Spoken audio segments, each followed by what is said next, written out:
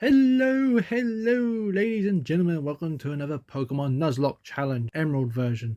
In today's episode, we've got 2 more gyms and then we'll be one step closer to the finale. So let's head off then, shall we? Oh no! Not the tall grass! Help! Help! After managing to escape the tall grass, I saw Team Aqua plan to head towards Mount Pipe. Should I head towards it now? Nah. I arrived at Lily Cove City. I heard there's a massive shopping mall here. Let's go shopping! Oh, hey mate. You wanted to see if I raised my Pokemon properly. How dare you! I've been training my Pokemon non-stop. You accused me that I haven't raised them up properly? How dare you! How dare you! I've raised them up well, especially against your crappy Pokemon, may I do say.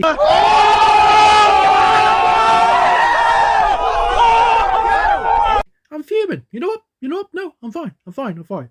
Let me introduce you to someone that you haven't met before. Meet Lance.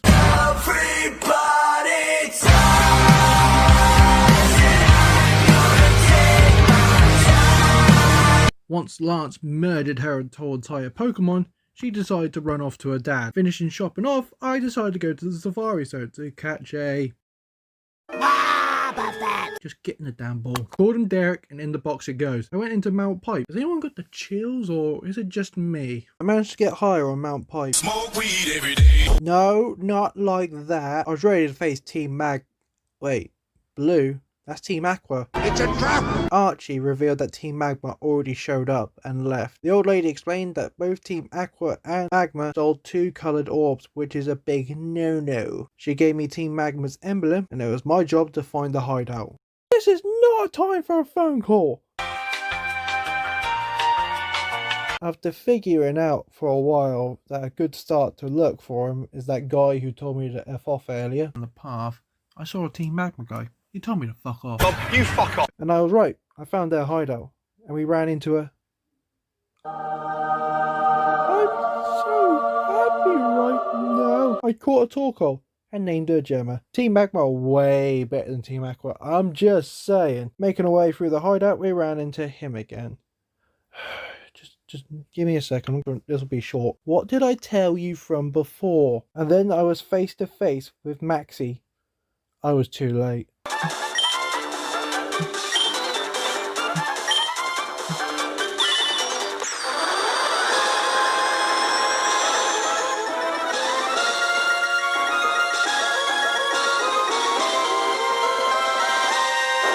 Groudon left. Maxine was pretty pissed off. Guess who he took his anger out? If you answered me, well done, because he did. Maxine was easily beaten by Paul and Magnet. Maxine started going into denial while Groudon fled. So he decided to do what Groudon did and fled. Man, shit's gone bad quick. I wonder if Captain Steffens still got those goods. We need some right now.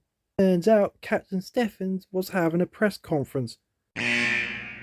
Oh no, Team Aqua. Aqua decided to do a Grand Theft Submarine. Literally. Now off to Team Aqua's headquarters. Luckily, I remembered where this is. But again, I was too late. I'll be an awful pizza delivery guy, I'm just saying. As they ran off under the depths of the ocean. Team Aqua's blockade was gone, so I was off. I arrived at Moe's Deep Sea. I really wanted to go see their space center. Can you please, just for one episode, leave me alone? I found Steven. Hey, buddy. He explained to me that Team Magma sent a letter, and be prepared. Alright, pause the video right here. You know how stupid that sounds? It's like a bank robber giving a letter to a bank saying, be prepared, we're going to rob you. God almighty, just unpause. Before going to the gym, I decided to go to Shao Caves, and our first encounter is Leo. I caught it. Just look how cute he is. Aww. I called the little guy Fins, and I began training Fins up, which he evolved into a CeeLo. You know what, buddy? You really need to quit the McDonald's. But, as in every episode, Ava fainted due to a hail. Oh, I was heartbroken. This was the first Nuzlocke death that actually hurt me. We raised Ava up from a tramp inch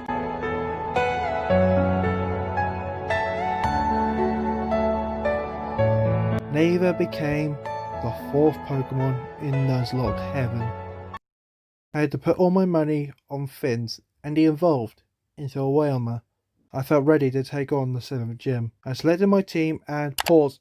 Again, sorry, but this is necessary. You remember my top 3 I said earlier? Top 3 gyms which is hardest I've ever found ever playing this game as a child. This is number 1.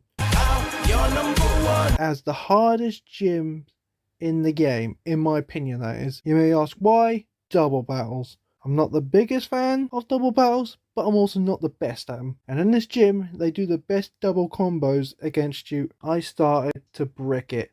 A few double battles in the gym later, and I was face to face with the gym leaders, the twins. The twins used psychic type Pokemon. I used Paul and Lance as my first Pokemon. Lance, being a dark type Pokemon, has 0 effect to psychic type moves. The twins' first Pokemon was Xatu and Clado. Paul hit a Surf, a move that can hit both of their Pokemon at once, but it showed little damage. I followed that up with a Bite by Lance. Xatu confused Lance with a Confuse Ray. This is when they hit their first double team move. Clado used an Earthquake, a move that can hit all the Pokemon on the field. Xatu, being a flying type Pokemon, can just avoid it. Luckily, Paul can avoid it. Lance had to take the hit. Xatu got a Hyper Protein, and Paul hit another Surf. Clado used an Earthquake again. Lance wasn't looking so good by confusion, as Xatu used Psychic on Paul. Followed that up with an Earthquake. I had to take Lance out of the fight for safety and replaced him with Fins. Paul knocked out Clado with a Hydro Pump. Their next Pokemon, a Solrock.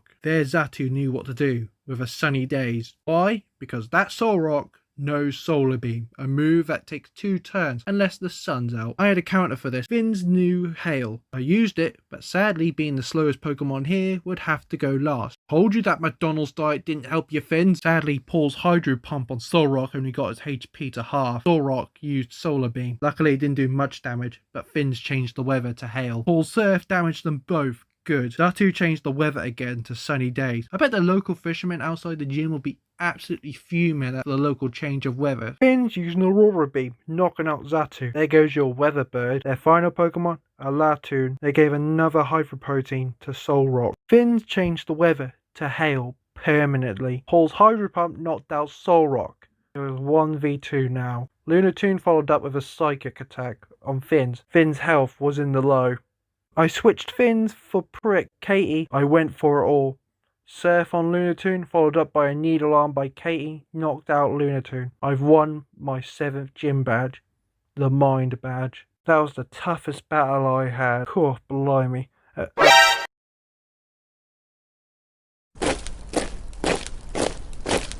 Honestly, from battling the twins, I forgot about Team Magnum's stupid letter. Once entering the Space Center, Steven needed my help. No, they were planning to use the rocket fuel in the volcano. Okay, you lot are just filled with stupid ideas. A battle went pretty well. For me, Paul knocked out literally 90% of their Pokemon, while Stevens hardly did anything. Cool, they're useless. I'm joking. I didn't mean it. Team Magma admitted they'd given up. Good for you. I went to Stevens' place and he gave me HM Dive. I was ready to find Team Aqua. I taught Paul dive and we travelled underwater. Once this is all over, I'm going for the world record for holding the breath the longest underwater. Because man, I've got lungs of steel.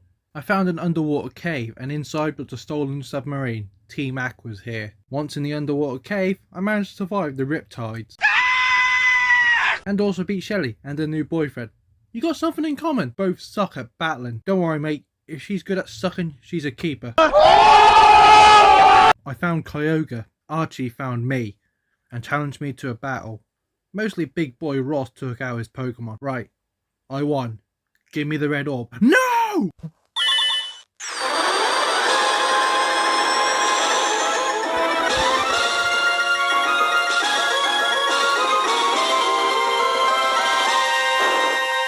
Kyogre left. You idiot! Team Magma did the same thing and it ended up like this. A report came in for Archie saying it's raining, but also changed to the bright sun. Maxie arrived. Great! The whole gang's here. We surfaced to see the damage for ourselves.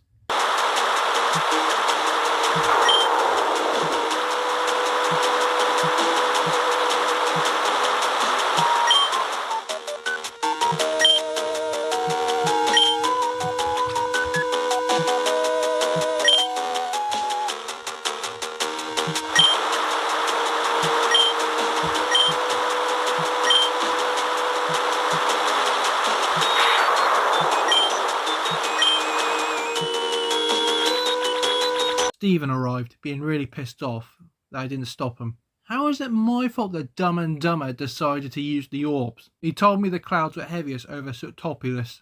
The legendary Pokemon must be there. That's where I went. Seriously? Not the best time! Once underwater, I found the cave and I headed to the surface. I arrived at Subtopulus and witnessed the chaos.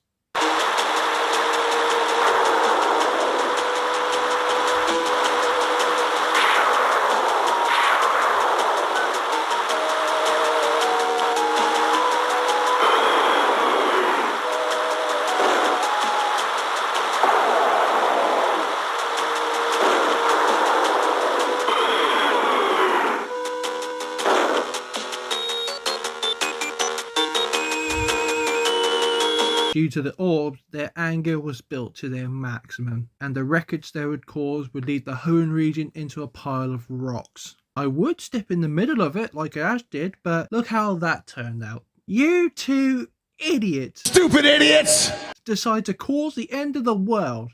Literally, because you wanted to be noticed. This isn't high school. You could have been a doctor, a politician, but no. I found Stephen, who showed me to the Cave of Origins, which I met Wallace, telling him that Kyogre and Groudon, they'll turn this cave into a pile of pebbles. He said there's only one thing they could do that could stop this madness. There's another legendary Pokemon called Rayquaza that can calm down these two giants. Where can he be?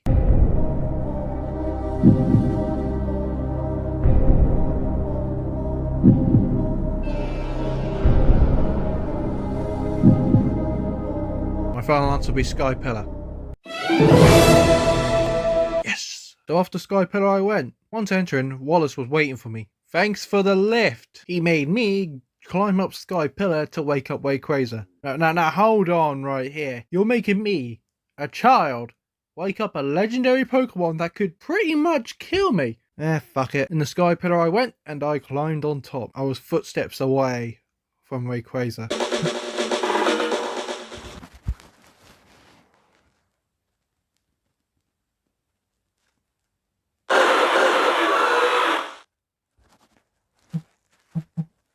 Back to Subtopulus I went then. I arrived back at Subtopulus and...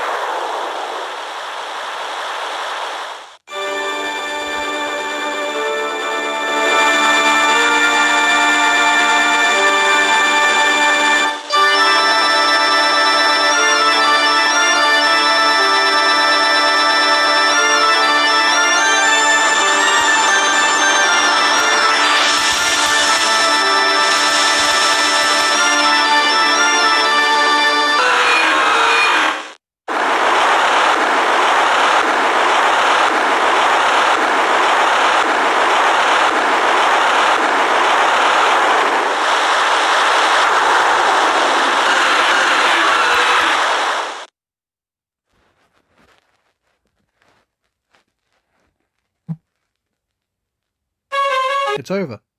Groudon and Kyogre both left. I did it.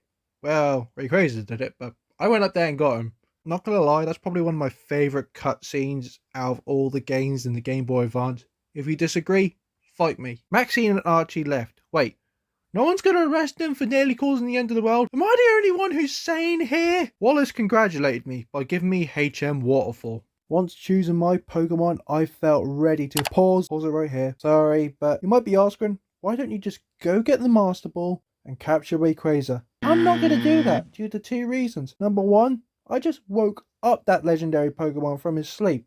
I'm not going to do that again. Ain't nobody got time for that. It's like trying to wake me up from a Friday night drinking session. I would be pissed off. And number two, I want this Nuzlocke challenge to be what it is, a challenge. So no legendary Pokemon. In the Subtopulus gym, their specialty is water-type Pokemon. Luckily, Tree King, Katie and Magnet, all three of them will be super effective to water-type Pokemon. Once walking over this thin ice, man, I'm calling health and safety straight after this, I was face to face with Juan. Juan's first Pokemon was a Love Disc.